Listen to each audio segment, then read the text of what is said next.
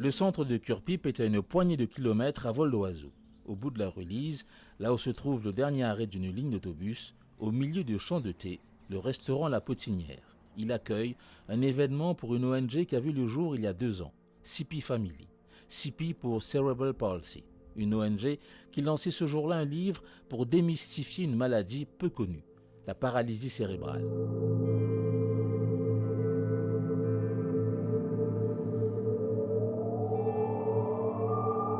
CP Family a donc 2 ans. Ça a été constitué parce qu'il y avait un besoin et parce que surtout, ça vous concerne directement. Oui, alors j'ai moi ma fille qui est atteinte de paralysie cérébrale, donc en anglais c'est Cerebral Palsy. Comme c'est un peu compliqué à prononcer, on dit CP, c'est plus simple. Donc, en tant que parent, mon mari et moi, on a beaucoup cherché, on s'est trouvé bien seuls, lancés dans un monde de l'handicap qu'on ne connaissait pas. Et c'est de là que l'idée de faire une association pour réunir les parents, créer un peu un réseau d'entraide où on peut s'échanger des informations et trouver aussi plus facilement les informations parce qu'il existe beaucoup de choses à Maurice, mais chacun fait un peu ses affaires de son côté. Donc un peu l'idée de réunir toutes ces informations-là pour faciliter la vie des parents et pour que les enfants aient un meilleur encadrement, une meilleure prise en charge le plus tôt possible pour qu'ils puissent après évoluer et grandir dans des meilleures conditions. Quand on est parent et qu'on fait face à ce genre de situation, quelle est la chose la plus difficile à gérer? Je pense que c'est faire le deuil de l'enfant idéal qu'on s'était imaginé pendant 9 mois de grossesse. Et parce qu'en général, c'est un souci qui se passe pendant la grossesse, au moment de la naissance ou juste après. Donc on s'imagine avoir un enfant en bonne santé. Et puis quand on découvre le handicap de son enfant, c'est un chemin qu'on doit faire en tant que parent, d'accepter le handicap. Et après, il y a une prise en charge qui est très importante à avoir dès le plus jeune âge. Parce que plus c'est pris tôt, plus il y a des chances que l'enfant puisse évoluer positivement. Une déficience motrice la plus courante chez l'enfant, la paralysie cérébrale ou Cerebral Palsy, 17 millions de personnes en souffrent dans le monde. Alors, les informations sur le handicap, on les connaît. C'est un handicap qui est irréversible, donc ce sont des lésions au cerveau qu'on ne sait pas encore réparer. Donc on connaît, à travers le monde, il y a des chercheurs qui font des recherches, etc. On sait exactement quelles sont les conséquences de cet handicap. Mais à Maurice, ce qui manque, c'est peut-être des statistiques pour savoir combien d'enfants sont atteints. Le diagnostic n'est pas toujours évident à poser. Les médecins, j'en ai parlé avec certains qui nous disent que dans leur formation de médecin, ils ont 1 semaine seulement sur les longues années d'études où on parle d'handicap spécifiques comme la paralysie cérébrale. Donc c'est compliqué à diagnostiquer, disons, pour des médecins qui n'ont pas l'habitude de voir ce genre d'handicap. Donc parfois les enfants et les familles, ils ne savent pas vraiment ce que leur enfant a. Et ça, c'est un souci qu'on espère pouvoir améliorer avec le livre, où un parent, en lisant le livre, peut se dire « Ah ben oui, là, je reconnais mon enfant, je reconnais les soucis qu'il a, les difficultés qu'il a. » Et à ce moment, ils peuvent s'approcher de notre association et peuvent rejoindre la team. La team, justement, pour finir là-dessus, CP Family. Donc, c'est élargir un peu tous ceux qui sont dans les mêmes soucis, qui ont les mêmes besoins. Qu'est-ce qu'il vous faut là? Alors, un des soucis qu'on a remarqué avec les familles qu'on a eu la chance de rencontrer, c'est le souci du regard des autres, qui est une grande difficulté auquel ils doivent faire face. Donc, on aimerait pouvoir améliorer ça.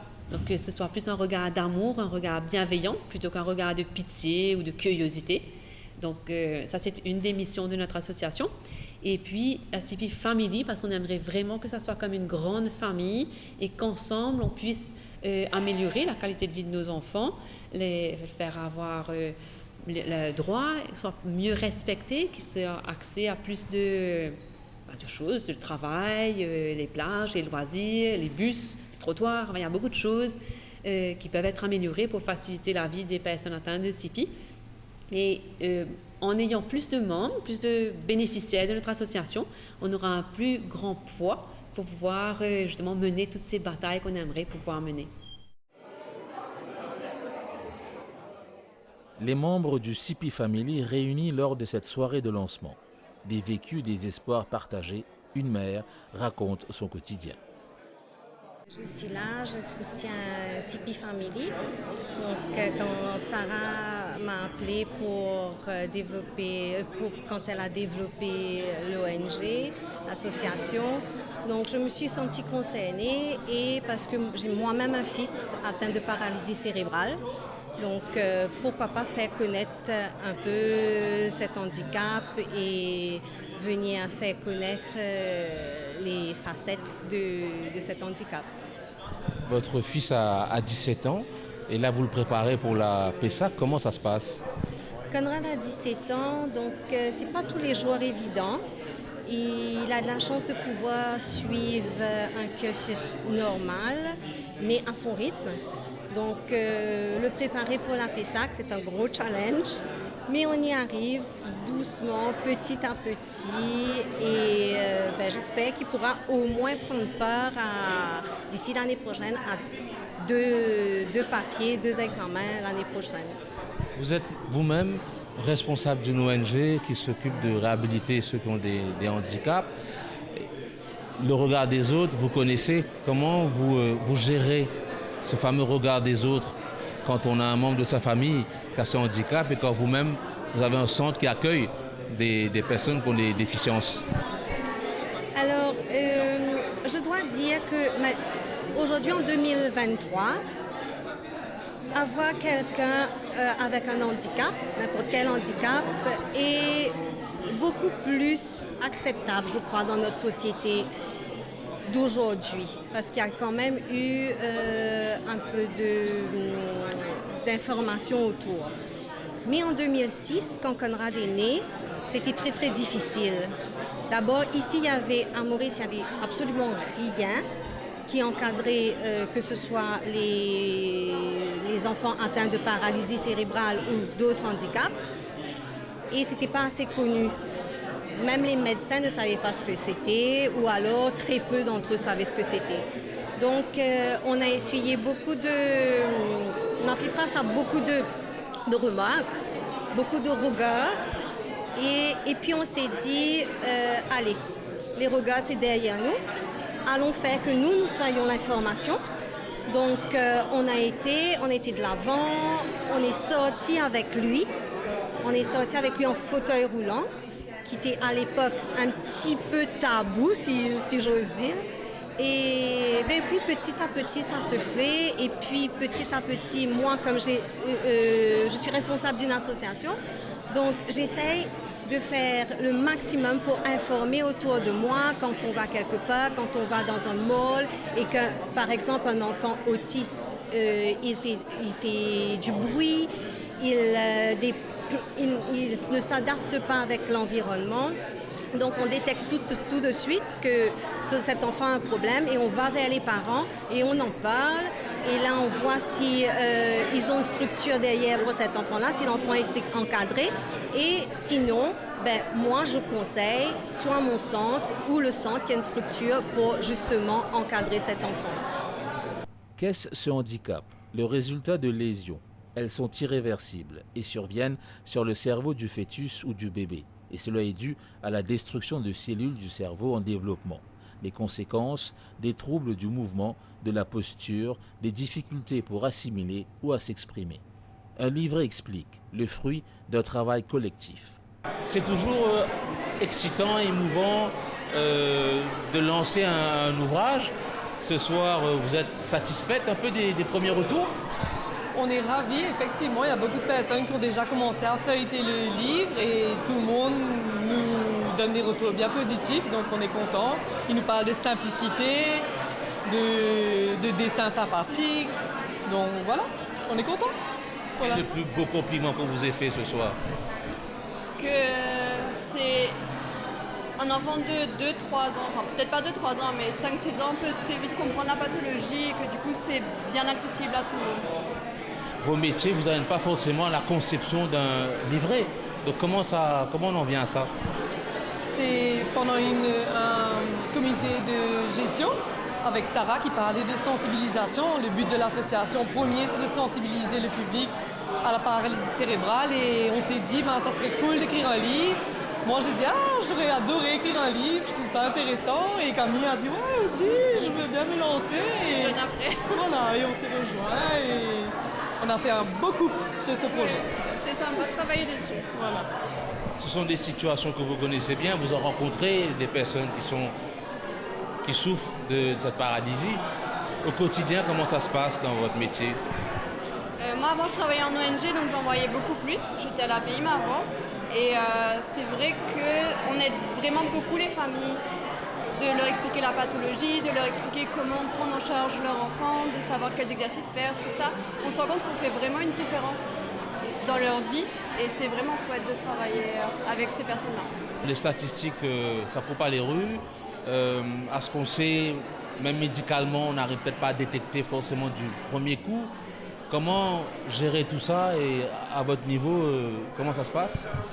Moi, souvent, les enfants que je reçois, c'est des enfants qui ont un retard. C'est des petits bébés, allons dire 6 mois qui ne tient pas sa tête, 9 mois qui ne s'assoit pas encore, 18 mois qui ne marche pas encore. Le parent s'inquiète, le pédiatre s'inquiète et il vient nous voir et là, en manipulant, on voit de la spasticité, on se réfère, on discute avec le médecin et on essaye de s'aligner. Tout le monde pour le diagnostic. Mais c'est vrai que c'est pas facile. Et surtout que nous, on n'est pas généralement habilités à diagnostiquer. Donc c'est vraiment le médecin qui doit mettre le point final, le diagnostic. Ce n'est pas facile si on vulgarise, c'est parce que justement il y a un besoin de casser un peu les tabous.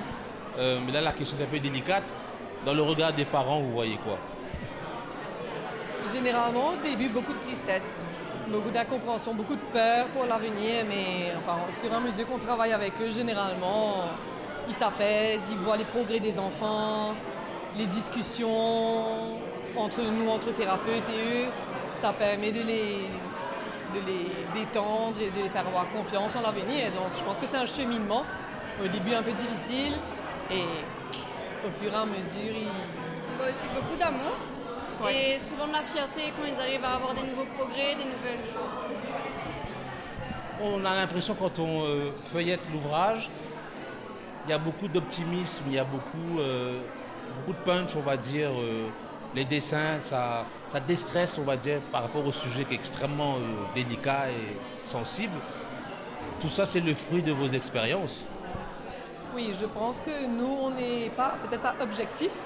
Parce que c'est vrai qu'on travaille avec ces enfants et l'amour de notre travail fait qu'on a de l'amour pour eux et on ne les voit pas du tout avec le même regard. Je pense que quelqu'un qui marche dans la rue et qui les découvre pour la première fois, on connaît. On sait ce qu'il y a derrière, on sait ce qu'ils peuvent faire, on sait comment ils sont, on sait qu'ils comprennent, on sait qu'ils entendent, on sait qu'ils répondent à leur façon, bien sûr, pas toujours verbalement. Donc voilà, nous, c'est ce qu'on voulait transmettre aussi, c'était justement pas quelque chose de triste. La cérébrale palsy, c'est pas forcément que de la tristesse tous les jours, non. Donc c'était vraiment ce qu'on voulait et je suis contente que vous disiez ça parce que on a pu transmettre le message. Ouais. Je vais finir avec vous. Quelle est la chose la plus incroyable dont vous avez été témoin par rapport à quelqu'un qui a ces déficiences? Qu'est-ce que vous avez vu être le plus étonnant de leur part? Le plus étonnant, c'est dans l'ouvrage, il y a une personne qui est atteinte de cérébrale paralysie qui fait des œuvres d'art à la machine à écrire. Et c'est magnifique. Enfin, il faut aller regarder sur YouTube, il y a un petit documentaire dessus. Et si vous avez les images ou quoi, ils arrivent à faire vraiment des portraits et des choses incroyables juste avec les petits astérix ou les choses comme ça. C'est vraiment magnifique. Et on se demande s'ils ont vraiment une paralysie. Ouais. C'est hyper précis, c'est vraiment impressionnant. Changer le regard, faire preuve d'empathie, comprendre les difficultés, derrière les sourires, le courage de faire face.